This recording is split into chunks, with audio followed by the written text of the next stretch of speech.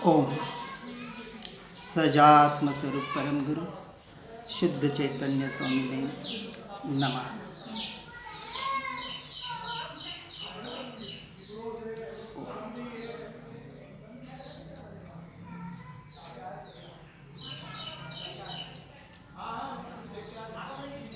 जे स्वरूप समझा विना पाम्यो दुख अनंत, समझाव्यु ते पद नमो श्री सद्गुरु भगवान। सभी शुद्धात्माओं को प्रणाम।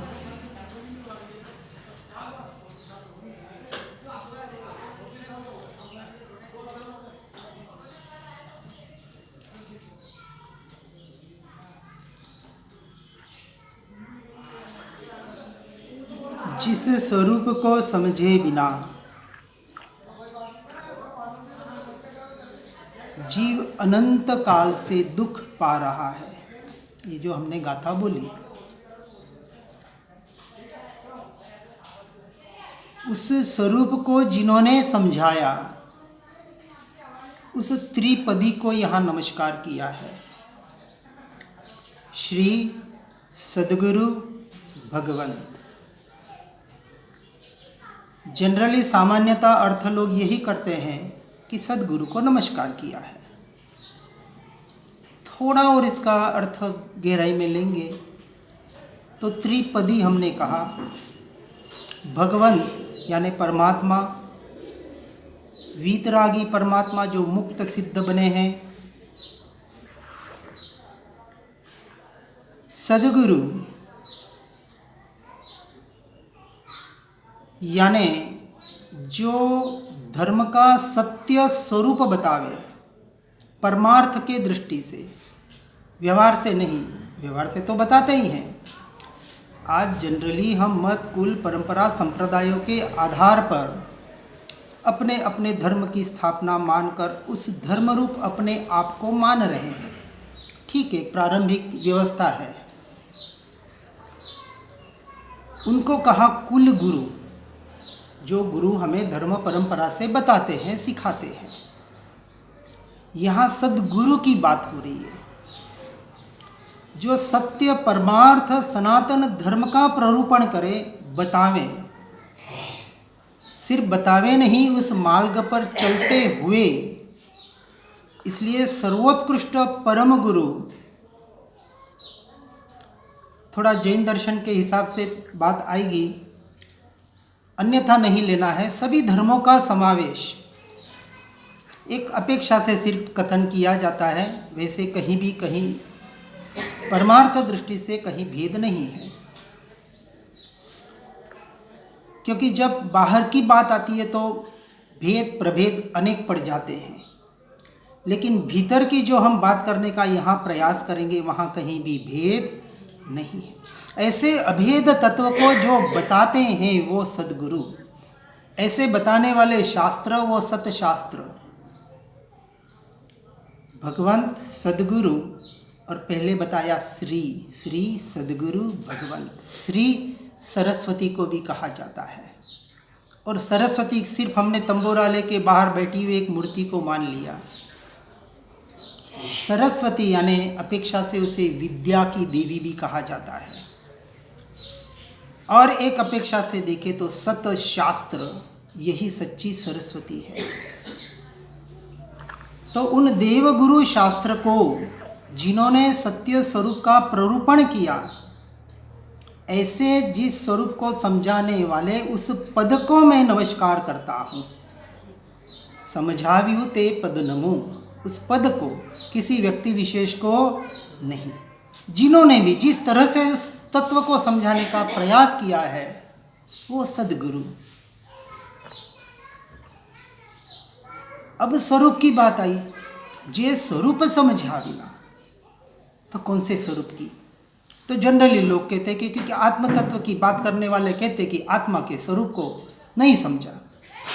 ठीक है, परंतु अर्ध सत्य है। दो स्वरूप को समझना पड़ेगा। एक संसार का स्वरूप, और एक स्व का स्वरूप।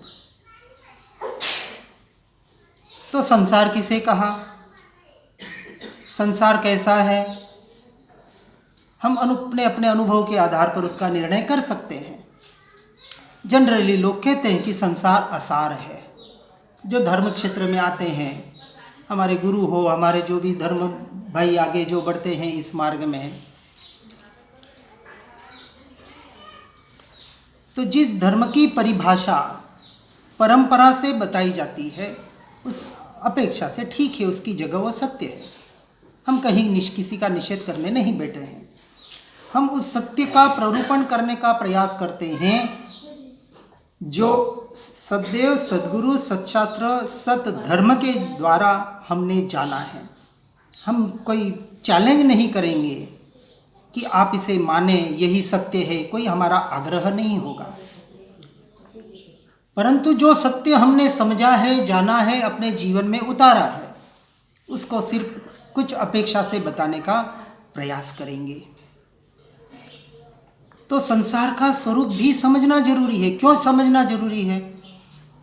दो बात बताई जाती है, तीन बात होती है, हेय, गेय, उपादेय। गेय यानी जानने योग्य, हमें उस वस्तुओं के स्वरूप को जानना है। तो दो वस्तु के स्वरूप को, एक संसार के स्वरूप को, क्योंकि संसार असार कहते हैं लेकिन असार आज दिन तक लगा नहीं है, क्योंकि लग जाता तो हम शायद संसार में नहीं होते। मैं कोई संसार त्यागने की बात नहीं कह रहा हूँ, संसार में नहीं होते का इसका अर्थ भी हम समझेंगे बराबर। सिर्फ यहाँ संन्यास दीक्षा कि संसार छोड़ के वन जंगल में चले जाओ, सीधी बात वो नहीं आएगी। पहले स्वरूप को समझना पड़ेगा, उसके बाद आगे की बात। तो संसार के स्वरूप को भी नहीं समझा, यानी पर के स्वरूप को नहीं समझा। जो पर है, जो मैं नहीं हूं, मेरा नहीं है, उसको मैंने मैं और मेरा माना। इसको अपेक्षा से, यानी शास्त्रों में उसे मिथ्यात्व कहा। मीथ तत्व, मीथ यानी झूठा, खोटा, विपरीत, उल्टा, जो हमारी उल्टी मान्यताएं हैं, जैसा है वैसा स्वीकार नहीं करना, इसका नाम मिथ्यात्व। इसी का दूसरा नाम अज्ञान दशा भी कहा। अब अज्ञानी किसे कहा, ज्ञानी किसे कहा, ज्ञान किसे कहते हैं, इसको भी हमको थोड़ा समझना पड़ेगा। ज्ञान और अज्ञान किसको कहा, क्योंकि ज्ञान की परिभाषा में भी बहुत अभी हमारी जम्बलिंग है, वो क्लियरिटी नहीं है जो होनी चाहिए। किस ज्ञान को हम ज्ञान मान रहे हैं और ज्ञान वास्तविक क्या है, तो उसके स्वरूप को भी समझना पड़ेगा।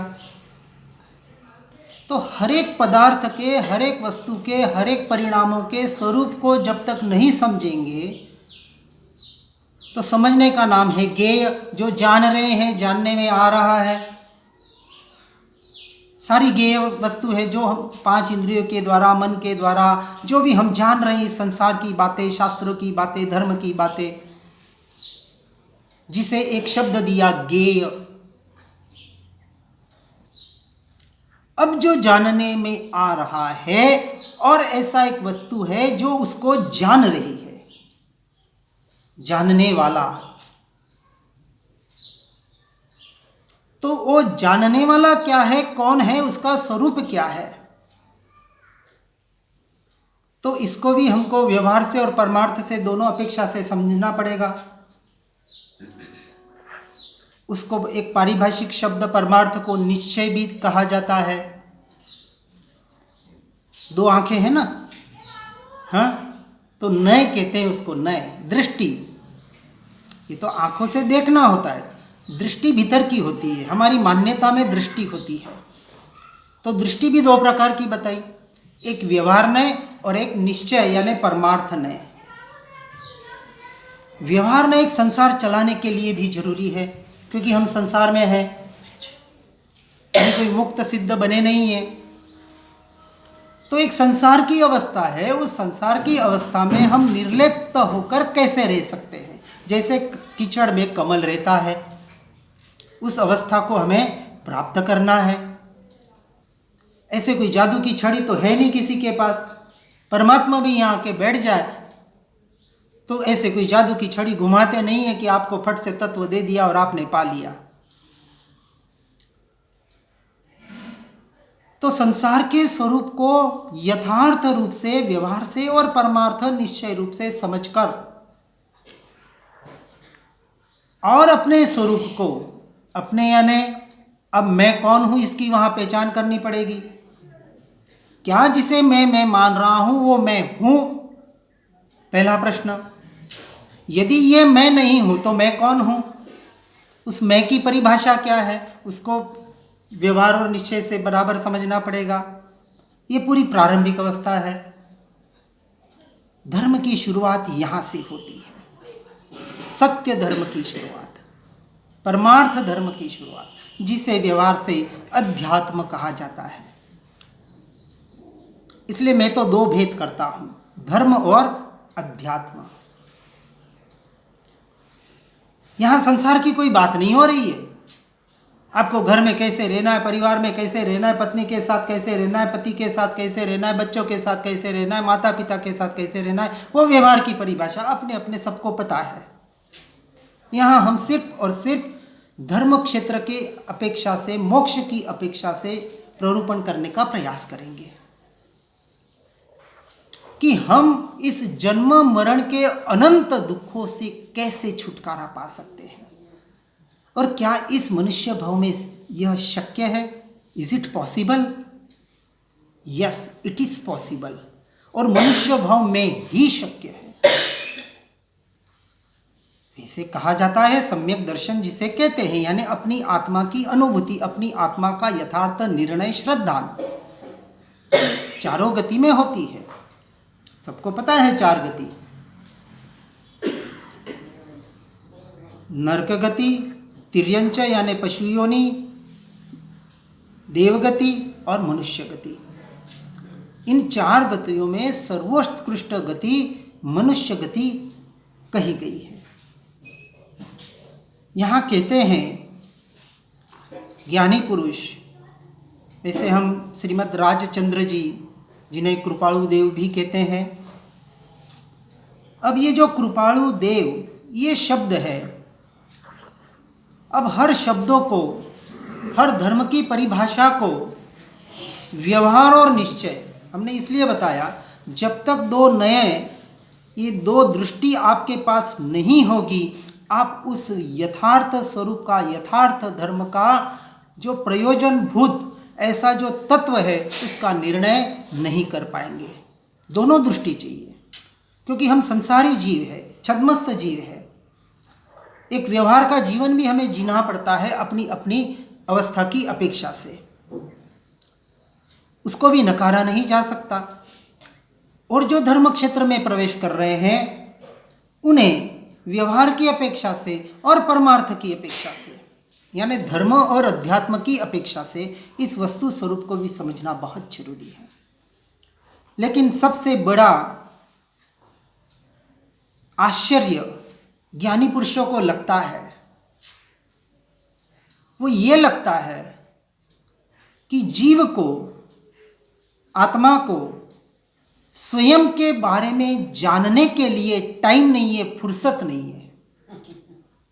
सबसे बड़ा आश्चर्य इस जगत से, इस सृष्टि का, तीनों लोक का सबसे बड़ा यह आश्चर्य ज्ञानी पुरुषों को लगता है कि जीव अपनी पहचान नहीं कर पा रहा है, करना नहीं चाहता है, कर नहीं पा रहा, ऐसा भी नहीं, करना ही नहीं चाहता, क्योंकि करना चाहता हो तो उसके हाथ में है, एक ही उसके हाथ में है अपनी पहचान करना, और कुछ भी हाथ में जीव के अपने हाथ में है ही नहीं। क्योंकि बाहर जो संसार चल रहा है यह सारा कर्माधीन है, कर्मों के उदय के अनुसार चल रहा है, न उसको कोई अंश मात्र भी इधर उधर बदल सकता है, कोई नहीं, परमात्मा भी नहीं बदल सकते। यदि महावीर स्वामी का भी दृष्टांत लिया जाए तो उनको कहा गया अंतिम समय में कि एक समय आपके आयुष्य का इधर उधर कर लो, आगे या पीछे, एक समय एक समय यानी 1 सेकंड का अनंतवा भाग, साइंस तो वहां तक नहीं पहुंच पाएगा, फिर भी नहीं कर पाया। क्या राम अपने मृत्यु को बचा पाए? कृष्ण अपने आंखों के सामने यादव नगरी जल रही थी, माता पिता उनके जल रहे थे, क्या बचा पाए? तो विचार करें, जिन्हें हम भगवान कहते, परमात्मा कहते, जो भी कहते हैं, वो अपने जीवन को परिवर्तित, अपने उदयों को परिवर्तित नहीं कर पाए, तो हम साधारण मनुष्यों की क्या है कोई लायकियत कि हम कुछ बदल सके? लेकिन सारा संसार, उसमें हम भी हैं, आप भी हैं, मैं भी हूं, जो भी है, जिस अपेक्षा से, जिस अवस्था से व्यवस्थित को व्यवस्थित करने चला है, और व्यवस्थित को व्यवस्थित करने की चेष्टा में अव्यवस्थित कर देता है, खुद को अव्यवस्थित कर देता है, बाहर भी अव्यवस्थित ही कर देता है, सब कुछ अव्यवस्थित। ये क्रोध, मान, माया, लोभ, कषाय, ये किसके परिणाम है? ये अव्यवस्थित को परिणाम है। और कहते हमें इन कषायों से हटना है, इन कर्मों से हटना है, इस संसार से हटना है, हमें मोक्ष को पाना है, हमें मुक्ति को पाना है, पाना है, सब कहते हैं, पर पाना कोई चाहता नहीं है। कहते सब हैं, मोक्ष चाहिए, मुक्ति चाहिए, दुखों से छुटकारा चाहिए। ऐसा एक जीव बता दो इस संसार में कि जो सुख को न चाहता हो। है कोई जीव? हर जीव सुख को ही चाहता है, लेकिन सुख कहाँ है, सत्य समझ नहीं कर पा रहा है। सुनता है, समझता है, ज्ञानी पुरुषों की भी बातें हम सुन रहे हैं, इसलिए यहाँ बैठे हैं, वही सुन रहे हैं जो ज्ञानी पुरुषों की बातें में जुड़े हुए हैं वो। बाकी तो ये यहाँ हमारे सामने ही नहीं बैठे, और बैठे तो दूसरी बार आवे ही नहीं, क्योंकि उनको जो चाहिए वो नहीं मिलता है। उनको तो चाहिए हमारे संसार के दुख कैसे मिटे, उसका उपाय बताओ। कोई जंतर मंत्र, जादू की छड़ी हो, यंत्र मंत्र तंत्र जाप हो तो बता दो, ताकि हमारा संसार का दुख। हाँ, पहले शीतला माता नहीं, अब दशा माता नहीं, फिर कौन सी 15वीं माता आएगी, फिर 25वीं माता आएगी, पता नहीं कौन सी माताएं खड़ी कर देते हैं। जब कृष्ण महाराजा अपने जीवन को, अपने माता पिता को, अपना कुछ नहीं बदल सके, और हम अपने उन देवी देवता के भरोसे अपना जीवन बदलना चाहते हैं। कर्म किए, अनादि काल से पाप किए, और उदय में पुण्य चाहते हैं। कहाँ भटक रहा है ये जीव? कौन सा जीव? स्वयं। लेकिन उस जीव की पहचान हमें नहीं है, तो जीव की पहचान करनी पड़ेगी। यहाँ कहते हैं, बहु पुण्य केरा पंजती शुभ देह मानव नो मळ्यो, तो ए अरे भव चक्र नो आटो, नहीं एक के टळ्यो। पुण्य के पुंज बांधे, कब? इस भव में नहीं, पूर्व भव में। तब जाके ये मनुष्य रूपी शरीर हमको, इस देह ने, ये देह हमें धारण हुई है, पर्याय में मिली है। नहीं तो कहीं पशु गति में, कहीं तिर्यंच गति में, कहीं देव गति में, कहीं नरक गति में, कहीं कहीं भटक रहे होते। और मनुष्य में भी वापस ऊंच नीच, कुल परंपरा, जो भी हम आज देख रहे हैं इस संसार में, कोई गरीब, कोई अमीर, किसी का हाथ टूटा है, कोई सुन नहीं पा रहा है, कोई देख नहीं पा रहा है, कैसे कैसे सारे जीव हम देख रहे हैं। क्यों? परमात्मा ने बनाया। क्या परमात्मा ऐसे बनाता है? एक को अंधा लूड़ा लंगड़ा, एक को गोरा, एक को काला, एक को ऐसा गरीब, एक को अमीर, और ऐसा बनाता है तो फिर परमात्मा कैसे?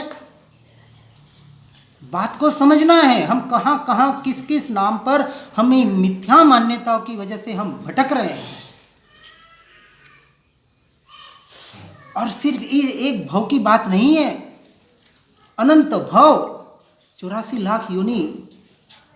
जो मानते हैं उनके लिए है, नहीं मानते उनके लिए कुछ भी नहीं है। लेकिन जनरली मानते हैं कि यह जीव 84 लाख योनि भटक कर आया है। आया है ना? कौन आया? कहाँ है जीव? आया तो 84 लाख योनि पहले था ना, इस मनुष्य देह के पहले था, पक्की बात। यहाँ से कहीं जाना है, किसी योनि में तो जाना है ना, वापस जन्म मरण होगा ना। अब करना है कि नहीं जन्म मरण? करना है, अब करना है, अभी भी नहीं करना ना? नहीं करना तो मेरे साथ बैठना, और करना हो तो मत आना भूल के भी, क्योंकि हम तो जन्म मरण से छुटकारा कैसे पा सकते, इसी का मार्ग बताते हैं। जिसको भव भ्रमण चाहिए, अब मुझे अगले भव में देवगति में जाना है और अप्सराओं का और वो उनका भोग भोगना है, तो आपके लिए बहुत से मार्ग हैं, क्योंकि हम पुण्य में अटकाते नहीं है और पाप में भटकाते नहीं है।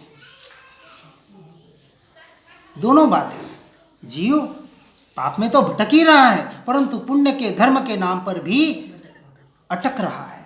भटकना नहीं कहा से, अटक रहा है, क्योंकि सत्य की समझ नहीं है। ऐसा यह मनुष्य देह, यह मनुष्य जन्म इस जीव ने अपेक्षा से पर्याय में धारण किया है। अब उसका सदुपयोग नहीं करेंगे तो क्या होगा? सुख प्राप्त करता सुख टले चे, लेश ए लक्ष्य लहो, क्षण क्षण भयंकर भाव मरणे का अहो राची रहो। यहां बता रहे हैं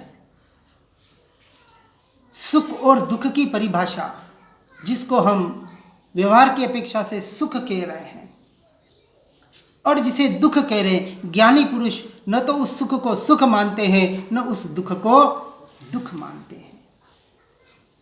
क्यों नहीं मानते?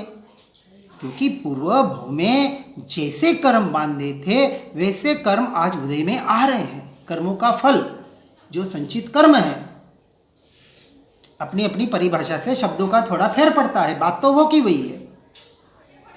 कर्म सत्ता में पड़े हुए हैं, है ना? कितने भव के? 84 लाख योनि घूम के आए, तो जो जो कर्म विशेष है वो अभी सत्ता में पड़े हुए हैं, और जैसे जैसे उन कर्मों का उदय होता है वैसे वैसे वो उसका फल देते हैं, और उस अनुरूप हमें जो भी बाहर की सुख या दुख रूपी संपदा प्राप्त होती है, और उस संपदा को हम अपनी मानकर, मेरी मानकर, बाहर से कुछ अच्छा मिला तो हम सुखी, अपने आप को सुखी मानते हैं, कुछ विपरीत प्रतिकूल मिला तो अपने आप को दुखी मानते हैं। क्या करते हैं? सुखी और दुखी, सुखी और दुखी मानते हैं, है नहीं। ये मान्यता जब तक जड़ मूल से नहीं निकलेगी, और इस मान्यता को कहा मिथ्यात्व, मीथ तत्व, खोटी मान्यता, विपरीत उल्टी मान्यता। क्योंकि सुख हर जीव चाहता है। क्यों चाहता है? कभी विचार किया कि सुख ही क्यों चाहता है? कोई ऐसे जीव है जो धर्म क्षेत्र में आते हैं और दुख भी चाहते हैं, जैसे शरीर को कष्ट देते हैं तो वो दुख चाहते हैं, लेकिन कुछ चाहना, इसी का नाम मिथ्यात्व है। चाहे सुख को चाहना, चाहे दुख को चाहना। जो त्यागी तपस्वी होते हैं वो दुख को चाहते हैं कि भरपूर दुख आ जाए, कष्ट आ जाए, जैसे आता अपना लेते, कष्ट सहन करते, वो करते, धूप में बैठते, शरीर को चाहे जितना कष्ट देते उसी में धर्म की स्थापना करते हैं। तो दुख चाहते हैं कि दुख आएगा और दुख भोगेंगे तो कर्म हमारे क्षय होंगे। कहीं न कहीं विपरीत मान्यता में जीव अटका हुआ है। इन सुख और दुख के नाम पर यह सारी भ्रांति का जीवन जी रहा है, और भ्रांति का यदि जीवन से हमें छूटना है तो हमें क्या करना पड़ेगा? उस सत्य को, उस परमार्थ को, उसके यथार्थ स्वरूप को समझना पड़ेगा। अब विचार करना कि इस जीवन में बाहर की सुख समृद्धि सामग्री, अच्छी पत्नी हो, अच्छा बेटा हो, अच्छे माता पिता हो, अच्छा धन दौलत संपत्ति मिल जाए, अच्छा मकान मिल जाए, चाहे अच्छा शरीर मिल जाए, क्या टिकने वाला है? अरे इस भव में भी नहीं टिकने वाला। आज हम देख रहे हैं रातों रात करोड़पति रोड पे आ जाते हैं और रोडपति करोड़पति बन जाते हैं। रातों रात हुए कि नहीं? कितने दृष्टांत हमारे सामने आंखों के आते हैं, बिल्कुल आंखों के सामने दिख रहे हैं, फिर भी हम जाग नहीं पा रहे क्योंकि हमारे साथ घटित नहीं हो रहा है। और बहुतों के साथ घटित हो भी जाए तो भी नहीं जाग पाते क्योंकि सत्य की समझ प्राप्त नहीं होती है। ये बाहर बढ़ाना बढ़ाना बढ़ाना और सब कुछ छोड़ के जाना, उठमड़े में जाते हैं ना और बोलते हैं, बोलते तो सब है और सब हाँ भी करते, इस बात तो सही है, और वो उससे बाहर आ गए कि सब वहाँ छोड़ के चले जाते हैं। ये मोह माया रूपी जो भूत है ना, ये भूत हमको जो लगा हुआ है बहुत शातिर है, आपको पता नहीं। जब गंगा नदी में नहाने जाते हैं ना जो लोग, या ऐसे स्थानों में जो लोग आते हैं, तो वो भूत बाहर पेड़ पे एक जगह बैठ जाता है, आपसे निकल जाता है कि अब मैं यहाँ जा रहा हूँ, तू अंदर जा, हाँ अच्छी शांति से सुन लेना, समझ लेना, फिर बाहर आके मैं इंतज़ार कर रहा हूँ तेरा। वो गंगा नदी से जैसे ही नहा के या यहाँ से जैसे ही इस वाणी में स्नान करके बाहर निकला, वो भूत आके फट से वापस पकड़ लेता है, तो अंदर का अंदर रह जाता है, फिर वापस बाहर का शुरू हो जाता है। करीबन जीवों की बात है, सबके नहीं, उतारने वाले उतारते भी हैं। चलो अपेक्षा से समझना है। अब यहाँ कहते हैं कि निर्दोष सुख निर्दोष आनंद। सुख चाहिए, आनंद चाहिए, सभी को चाहिए, लेकिन सुख और आनंद कैसा होना चाहिए? निर्दोष हो। तो उस वो निर्दोष सुख किसे कहा, निर्दोष आनंद किसे कहा, उसको समझना पड़ेगा कि क्या जिसको हम सुख और आनंद मान रहे हैं वो आनंद है। किसी को रसगुल्ला अच्छा लगता है, 4 रसगुल्ले खा लिए, 5 खा लिए, 8 खा लिए, सुख मान रहा है, आनंद मान रहा है, मजा आ रहा है, हा हा हा क्या टेस्टी है। अब पेट भर गया, अब चलो कोई आपके समधी आ गए और आपको 2 रसगुल्ले जबरदस्ती खिला दे, उनको पता है इनको रसगुल्ले बहुत भाते हैं, तो चलो समधी की बात तो माननी पड़ेगी ना, तो 2 और दबा लिए। अब एक भी रसगुल्ला जाएगा तो है वो भी, अब जो भा रहा था, अच्छा लग रहा था, अब वो रसगुल्ला कैसे लगने लग गया? सुख का कारण। अरे सुख मान रहा था ना, उसमें आनंद मान रहा था ना उन भोगों में।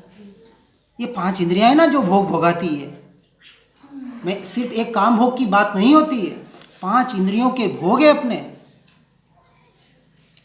और एक सबसे छुपा रुस्तम, ये हमारा मन, सबसे भयंकर छुपा रुस्तम, वैसे सबसे बड़ा खतरनाक होता है क्योंकि पीछे से वार करता है, सामने तो नजर आए तो चलो सावधान हो जाए, कोई छुप के वार करे तो। ये मन ऐसा है, हमें मिला है। तो इस सत्य स्वरूप को, उस निर्दोष सुख को, निर्दोष आनंद को जहां से भी मिले उसे हमें प्राप्त करना है। हम कोई विशेष की बात नहीं बताएंगे कि यही मिलेगा। आज बहुत से स्थान है ऐसे जहां से सत्य धर्म की प्राप्ति हो सकती है। सत्य धर्म की बात बता रहे, कुल परंपरा वाले धर्म की यहाँ मेरी बात नहीं चलती है। आप जैन है, हिंदू है, मुसलमान है, क्रिश्चियन है, ईसाई है, सिख है, आप जो भी है, क्योंकि वो आप है ही नहीं। जिसे आप अपना धर्म मान रहे हैं वो आपका धर्म नहीं है। एक कट्टर जैनी कल कट्टर मुसलमान हो सकता है, एक कट्टर मुसलमान कट्टर कोई दूसरा पंथ वाला हो सकता है। क्योंकि जब हम कहते हैं कि 84 लाख योनियों में जन्म लिया, तो आज जैन है तो पूर्व भाव में कभी हिंदू भी बने थे, कभी मुसलमान भी बने थे, कभी क्रिश्चियन, सिख, ईसाई सब बने थे, पशु पक्षी भी बने थे, कीड़े मकोड़े भी बने थे, सब कुछ बने थे। तो धर्म भी परिवर्तन हुआ था? नहीं हुआ था। मानना तो पड़ेगा, यदि 84 लाख योनि मानते हैं तो फिर ये आग्रह किस बात का? हम किसी कुल परंपरा का निषेध नहीं कर रहे हैं, लेकिन आग्रह किसी का नहीं होना चाहिए। ये ग्रह, नवग्रहों की पूजा करने जाते, वो बेचारे ग्रह हमारा क्या बिगाड़े? वो शनि महाराज को कोई काम नहीं किया तो आप लोग का अच्छा और बुरा करने बैठे। हाँ, वो राहु केतु अपना काम करेंगे कि आप लोगों का काम करेंगे? अरे ये नवग्रह अपनी अपना काम अपने से कर रहे हैं। हमारे ये जो आग्रह है ना, कदाग्रह, मताग्रह, दुराग्रह, हटाग्रह, परिग्रह और सबसे बड़ा खतरनाक सत्याग्रह। सत्य का आग्रह भी खतरनाक है, तो दूसरे आग्रह तो बहुत दूर की बात। मैं ही सत्य हूं, ये आग्रह हो गया। और इस आग्रह को हिंसा कहा है सूक्ष्म रूप से। धर्म का भी आग्रह चाहे हमारे बच्चों पे करे, जबरदस्ती करनी, पर उसका लिमिटेशन है। देखो, बच्चों को हम जब स्कूल भेजते हैं तो पहले 8 दिन जबरदस्ती करनी पड़ती है, मार पीट के, टॉफी दे के, कुछ लालच दे के, कुछ भी करके भी एक बार स्कूल जा। अब वो बच्चा 1 साल 2 साल स्कूल जाने लगता है, फिर वो आपको डांटता है कि नहीं, हे माँ मुझे देर हो रही है, टिफिन नहीं बनाया अभी तक, ड्रेस तैयार नहीं है, ये नहीं हुआ, बोलता है ना। अब उसको आपको भेजना नहीं पड़ता है, अब वो जा रहा है और आपको डांट रहा है, इस टाइम पर काम नहीं होता है तो, क्योंकि अब उसे वो आदत बन गई। लेकिन हमारी आदत कहाँ की है? संसार में भटकना चाहते हैं ना, अभी क्या छूटना चाहते हैं? पहले निर्णय करना, और करना ही पड़ेगा। मनुष्य भव इसलिए मिला है, किस लिए मिला है? तो कहते हैं कि यह दिव्य शक्तिमान जिससे जंजीरों से छूट सके। जंजीरों में बंधा हुआ है, जकड़ा हुआ है, चाहे लोहे की जंजीर हो जिसे हम पाप कहते हैं, चाहे सोने की जंजीर हो जिसे हम पुण्य कहते हैं, दोनों जंजीरें बांधने का काम करेगी। अब आपको यहाँ किसी खंबे से बांध दे, सोने की जंजीर से बांधेंगे और कहेंगे अब यहीं रहना है तुझे, मंजूर है? अरे सोने की बेड़ी दे रहे हैं हम आपको। अब विचार करो, जो काले पानी की जिनको सजा होती है ना, वो गले में लोहे के वो डालते, पूरे इस पे लोहे से बांधते हैं उसको, कभी देखा होगा पिक्चरों में और इस पे कहीं भी। अब विचार करो, उसके ऊपर ऐसी 10-25 बेड़ियां बांध दी जाए, 50 बेड़ियां बांध दी जाए, अब वो हिल पाएगा? अब 100 बेड़ियां उसके ऊपर और डाल दूं, अब क्या होगा? सहन नहीं कर पाएगा। और बेड़ियों से पूरा उसको उसमें दबा दूं, क्या वो जीवित बच पाएगा? नहीं बच पाएगा। हमारे साथ ये घटित हो जाए तो करवाना चाहेंगे? हैं? एक बेड़ी नहीं, मैं 1000 बेड़ी की बात कर रहा हूँ। उन 1000 जंजीरों की, सांकलियों की जो आपके ऊपर लाद दी जाए। चलो मंजूर है, 1 करोड़ रुपए देता हूँ मैं।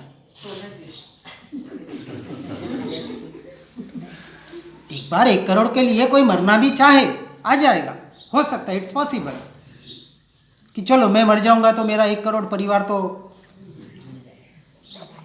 फिर भी जनरली नहीं चाहेंगे।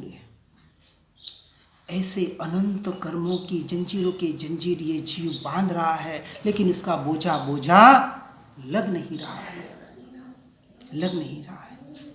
पाप रूपी बोझे से हटने का प्रयास करता है तो पुण्य रूपी बोझे को बढ़ा देता है। लेकिन जिसको परमार्थ सत्य समझना है, जिसे मोक्ष और मुक्ति चाहिए, उनको इन दोनों बोझों से हटना पड़ेगा और परमार्थ स्वरूप को समझना पड़ेगा।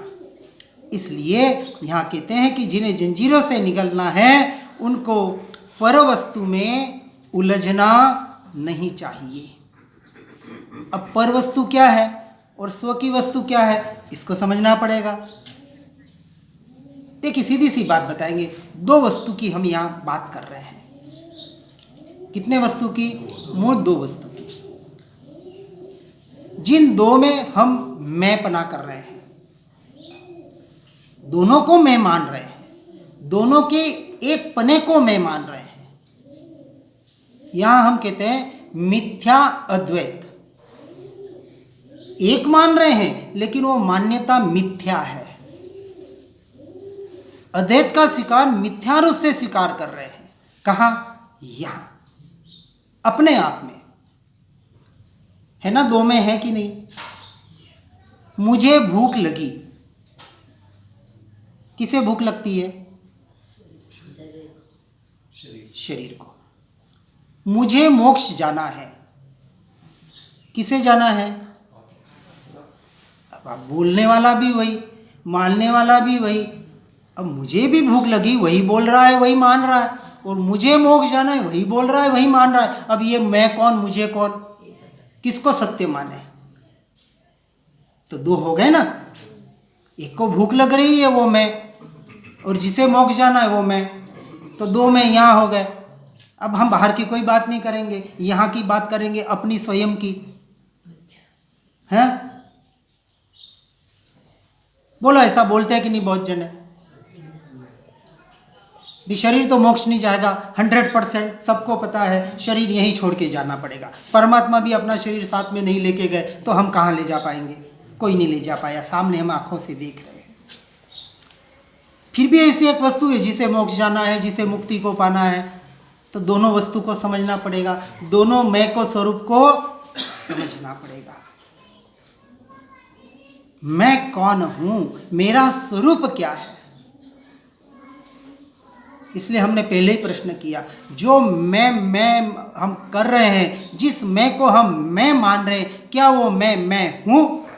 पहला प्रश्न। यदि ये मैं नहीं हूं तो मैं कौन हूं? ये दूसरा प्रश्न।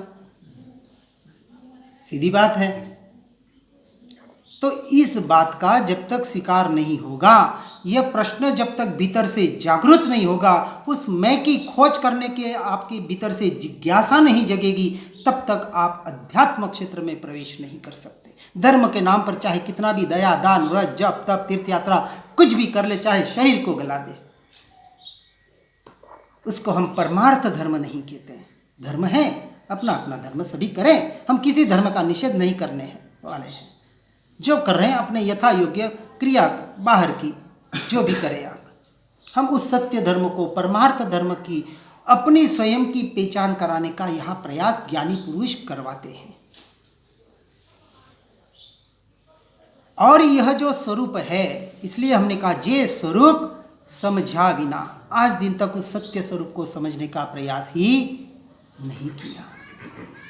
और जब तक उस सत्य स्वरूप को समझा नहीं जाएगा, और ऐसा सर्वोत्कृष्ट हमें मनुष्य भाव मिला है, चारों गतियों में सर्वोत्कृष्ट गति।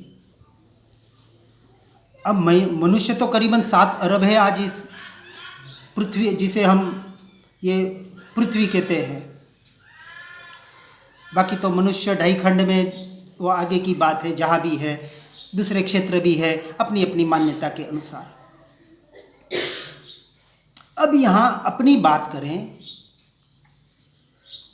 कि इतने मनुष्यों में यह आर्य संस्कृति कितने मनुष्यों को मिली? आर्य संस्कृति कहाँ है? आर्य और अनार्य दो भेद कहे जाते हैं। जो ऋषि मुनियों की परंपरा में हम चल रहे हैं, जिसे हम भारतीय संस्कृति के नाम से पुकारते हैं, उससे जुड़ने वाले, फिर उससे भी जो सत्य धर्म है, वास्तविक धर्म है, वास्तविक तत्व तक, वो तत्व तक तो छोड़ें, वो तत्व की बात कान में पढ़ना, पढ़ने में, सुनने में आना, इसके लिए भी जो हमने बताया ना, ये पुण्य के पुंज खर्च हो रहे हैं हमारे।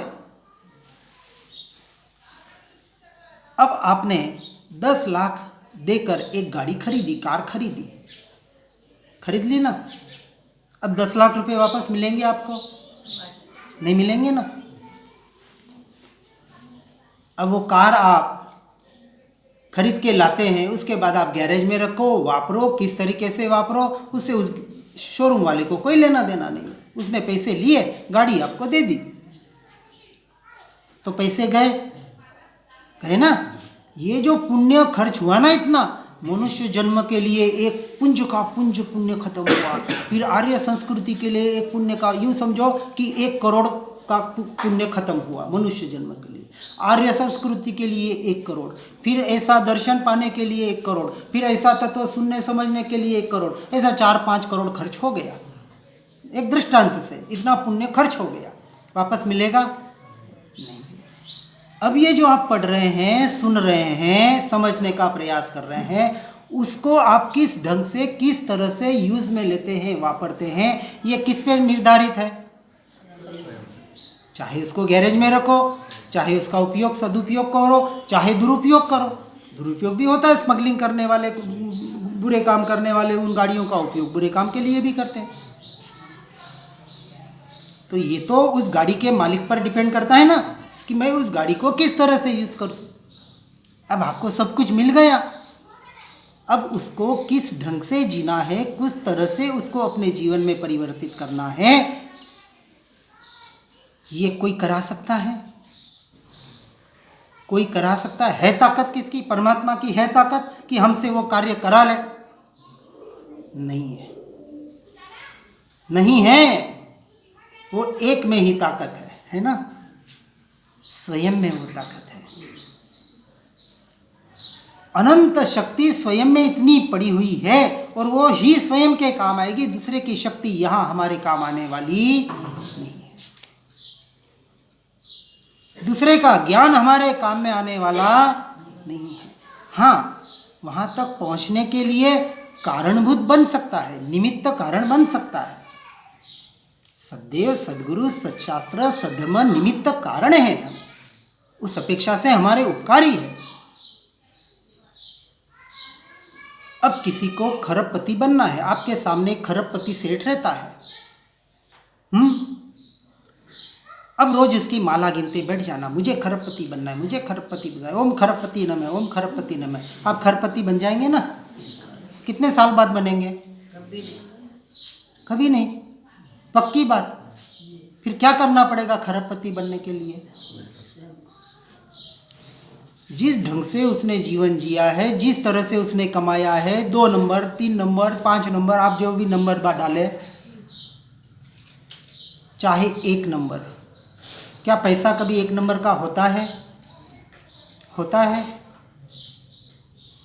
अब देखो, 2 नए हमने बताए, तो 2 दृष्टि, व्यवहार की अपेक्षा से 1 नंबर का पैसा 1 नंबर का है,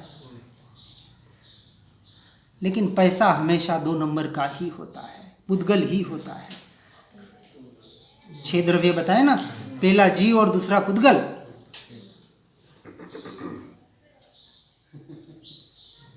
तो 1 नंबर 2 नंबर ठीक है, इसलिए कहा व्यवहार व्यवहार की अपेक्षा से चलाना है, चलता है। इसलिए जैन दर्शन में व्यवहार नहीं के 4 भेद और निश्चय नहीं के 4 भेद बताए। नहीं यानी दृष्टिकोण, सीधी सी बात कि हर दृष्टि अपनी अपनी जगह सही है, एक अच्छा जीवन शैली जीने के लिए, कि ये मेरी पत्नी है, ये मेरा घर है, ये मेरा बेटा है, व्यवहार की अपेक्षा से सत्य है, परमार्थ की अपेक्षा से असत्य है। क्योंकि उसको मेरा नहीं कहेंगे तो व्यभिचार हो जाएगा। किसी के भी घर में घुस जाएंगे, किसी भी पत्नी को अपने कह देंगे, किसी के भी धन को अपना कह देंगे, तो फिर तो पूरा गड़बड़ घोटाला हो जाएगा, बिल्कुल हो जाएगा। तो वो व्यवहार उसकी जगह सत्य है, लेकिन परमार्थ की अपेक्षा से 100% असत्य है। तो उसकी अपेक्षा को समझना पड़ेगा।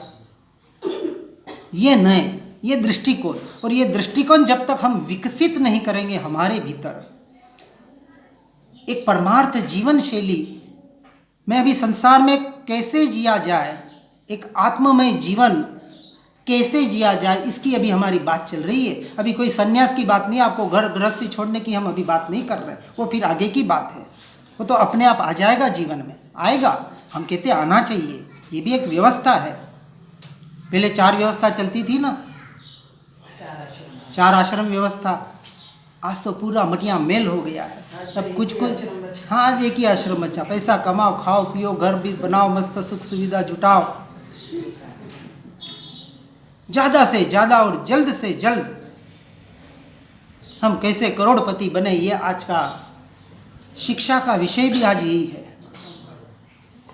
फिर भी इसमें बहुत जो हम कहते हैं कि सदगृहस्थ, जो ऐसे कुछ गुरुकुल भी आज चल रहे हैं, नहीं ऐसी बात नहीं है।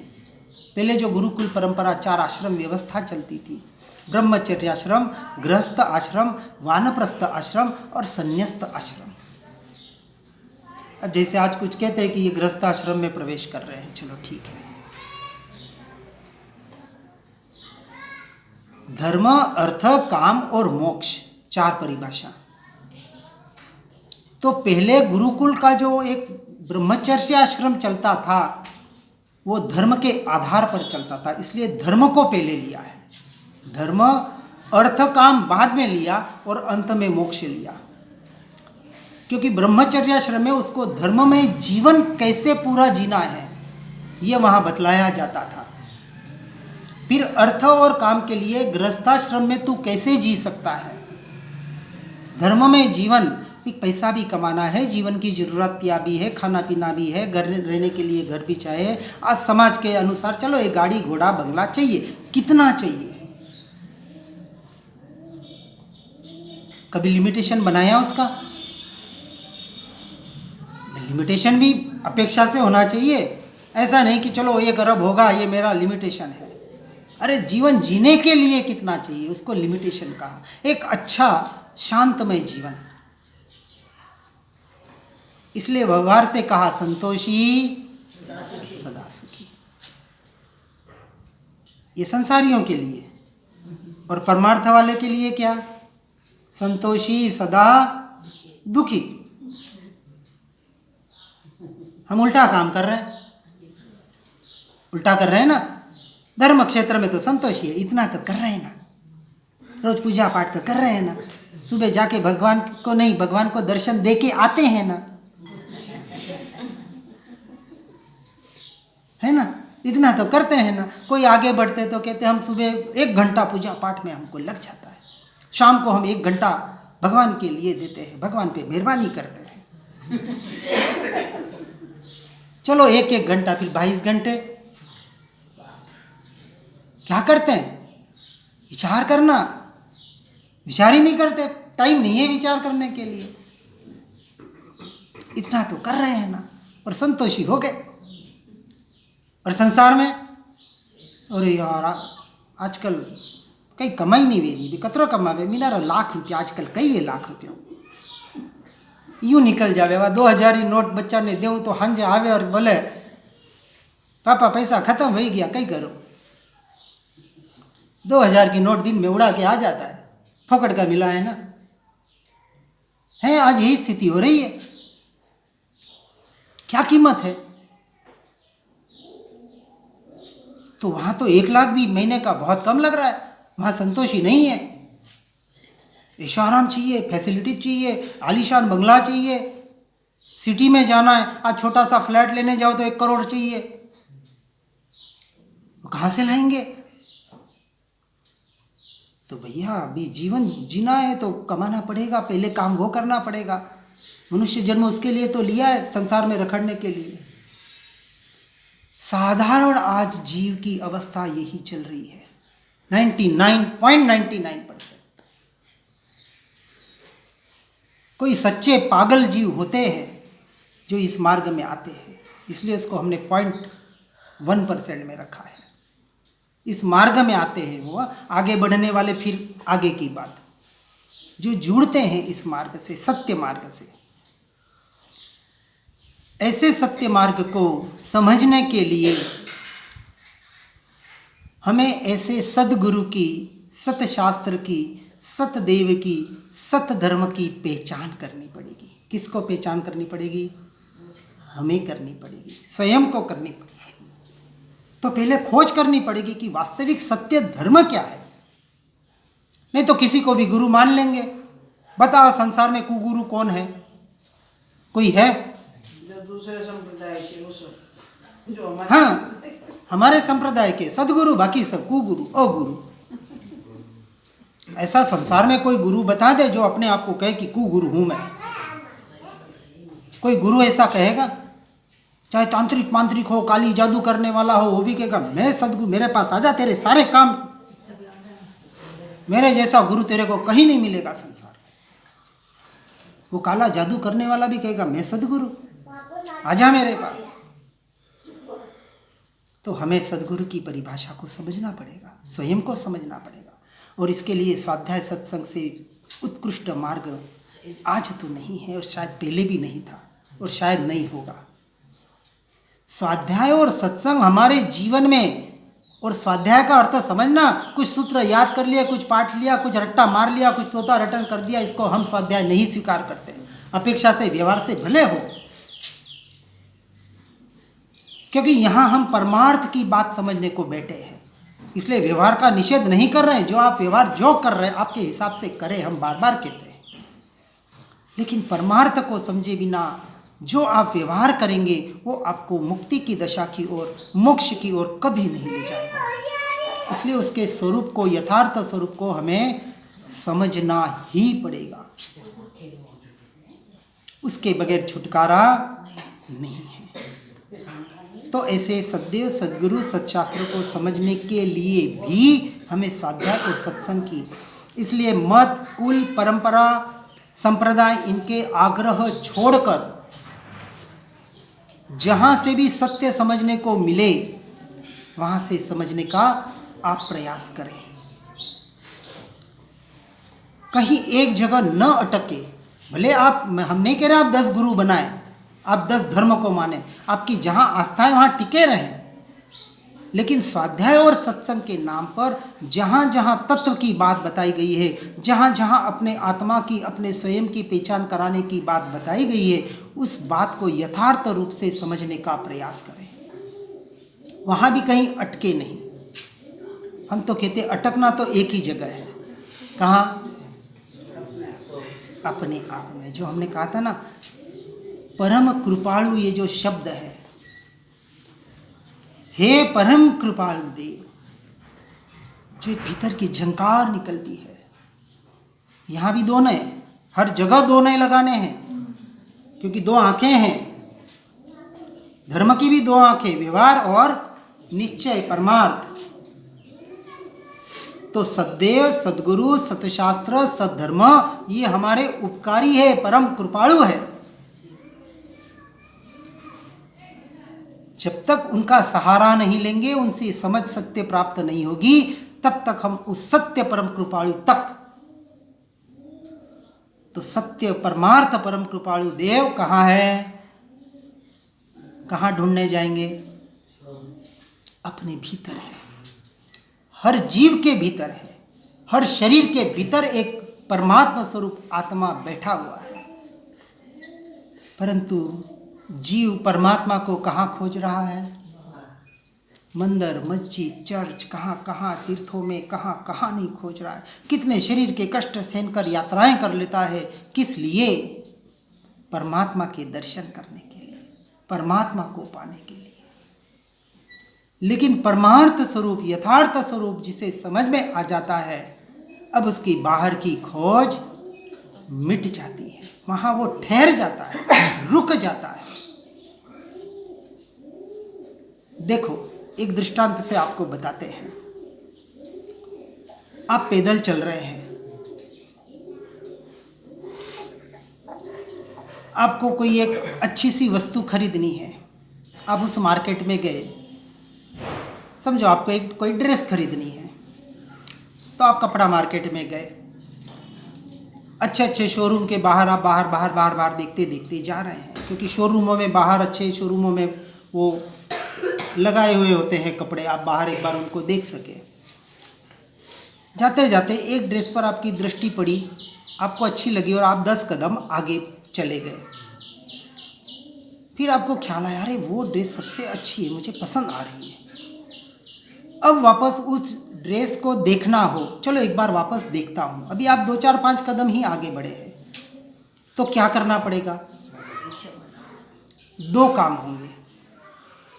एक तो आपको 5 कदम पीछे हटना पड़ेगा, ठीक है, या फिर वहीं आप यू टर्न करके उस ड्रेस को देख सकते हैं, क्योंकि 5 कदम यानी कोई बहुत दूर नहीं। चलो एक बार और उस पर दृष्टि डाल देता हूँ, ठीक है ना। जब आपको यह यथार्थ वस्तु, अब हम जब भीतर की बात करेंगे, इसकी समझ आ जाए और इसकी पसंद हो जाए कि करने जैसा मनुष्य जन्म में तो यही है कि अपने स्वयं की पहचान आज दिन तक मैंने नहीं की, अब मुझे उसकी पहचान, पहली ये एक भीतर से जागृति तो आवे कि वास्तविक जिस मैं की मुझे पहचान करनी है, जो मैं हूँ, उस सत्य की आज दिन तक मैंने पहचान करने का यथार्थ पुरुषार्थ नहीं किया। पढ़ा सुना तो होगा कैसे कि आत्मा नाम की कोई चीज़ है, शरीर से भिन्न है, ज्ञाता दृष्टा है, जो, लेकिन उसकी वास्तविक प्राप्ति के लिए, उसकी अनुभूति के लिए मैंने कितना प्रयास किया, मैंने कितना पुरुषार्थ किया। अब एक एक शब्द आते हैं ना, तो शब्दों पे ही पुरुषार्थ, किसको कहा पुरुषार्थ? हम संसार में कहते हैं देखो कितना पुरुषार्थ करता है। पुरुषार्थ सिर्फ और सिर्फ अध्यात्म क्षेत्र का विषय है, शब्द है। क्योंकि जब शब्दों के अर्थ हम देखेंगे तो उन अर्थों में ही आपके धर्म का तत्व दिया हुआ होता है। हम तो 3 बात कहते हैं। पुरुष आत्मा को भी कहा जाता है, और अर्थ यानी प्रयोजन, अर्थ पैसे को भी कहते हैं, और अर्थ यानी प्रयोजन। आपका प्रयोजन क्या है?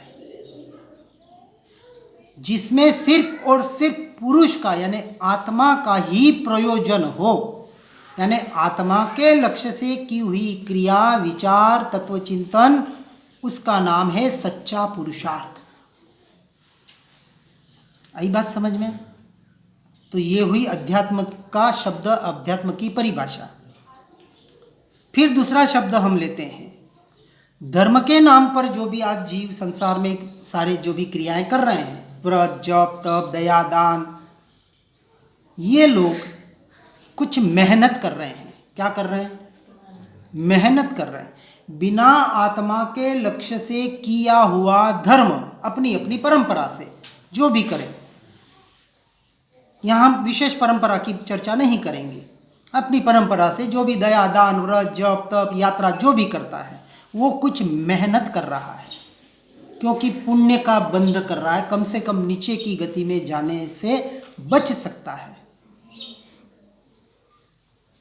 तो पहला अध्यात्म का शब्द हुआ पुरुषार्थ। फिर धर्म क्षेत्र में जो भी कुछ क्रियाएं कर रहा है, वो क्या कर रहा है? मेहनत।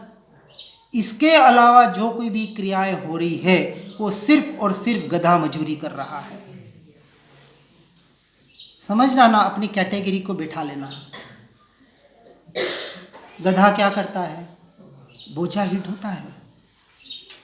उसके ऊपर मिट्टी डालो, कोयला डालो, चंदन की लकड़ी डालो, हीरा माणक मोती डालो, उसका काम है एक जगह से उठाकर दूसरी जगह पहुंचाना। बोझा ढोता है और कुछ नहीं करता है। और हम यही काम कर रहे हैं। संसारी जीव आज का यही काम कर रहा है। किसका बोझा ढो रहा है? किसका बोझा ढो रहा है? पाप और पुण्य रूपी कर्मों का बोझा ढो रहा है, जो बोझा महसूस नहीं हो रहा है, क्योंकि अरूपी है कर्मों का बोझा। अब कहते हैं कि अनादि काल के अनंत कर्म सत्ता में पड़े हैं। अब पड़े हैं, बताओ कितने किलो के हैं? कितने किलो के हैं? अनंत जन्मों के कर्म। 5 किलो, 50 किलो, 100 किलो। अरे ये शरीर का वजन कितना? एक एक बात को समझने का प्रयास करेंगे और इसको समझेंगे तो आज हम कहाँ हैं? धर्म के नाम पर भी हम क्या, ये जीव क्या कर रहा है, कहाँ कहाँ भटक रहा है, कौन सी ये मिथ्या मान्यताओं में अटक रहा है। वहाँ से छूटना पड़ेगा, और छूटना है तो सत्य को समझना पड़ेगा, और सत्य को समझना है तो अब हम सत्य की परिभाषा बताने का प्रयास करेंगे। ठीक है? अपने को टाइम कितना लेना है? यहाँ तक एक सेशन हम अभी पूरा कर